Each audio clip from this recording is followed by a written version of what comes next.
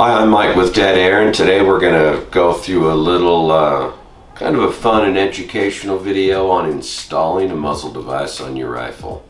Okay, you're going to need a torque wrench. You're going to need some kind of a socket to interface with your flash hider or muzzle brake. There you are. Kind of hiding, wasn't it?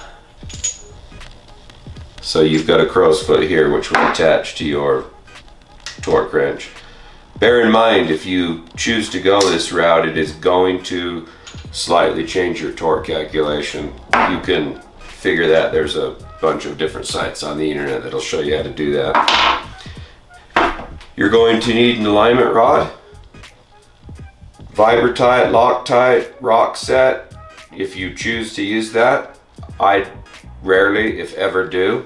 I like to take my muzzle device off to clean the crown of the barrel, so that's kind of my reasoning for not using it, but to each their own. There's no wrong way to do that. And you'll need your muzzle device and some shims. Shims are provided with Dead Air muzzle devices where applicable.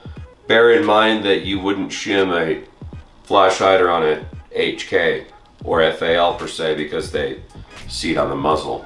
No shims or timing required. I like to time a flash hider, but you certainly don't need to if you don't want to.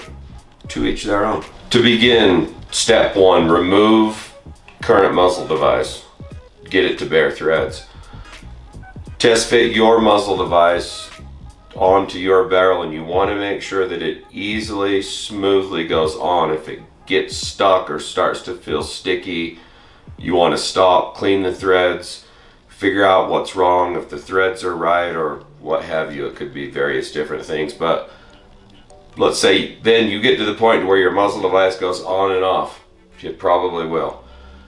Then you're going to set some shims up if you're going to time it, and then tighten it down to the torque. See how lined up it is. If it's not lined up to your liking, remove it.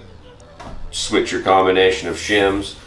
Once you have that lined up, you can then put your Loctite, rock set, Vibratite, if you choose to, or tighten it down.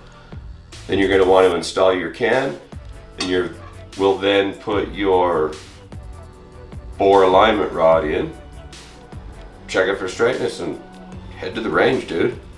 It's go time. I hope that helped to explain the process to you and you enjoyed that. Let me know what you want to see next.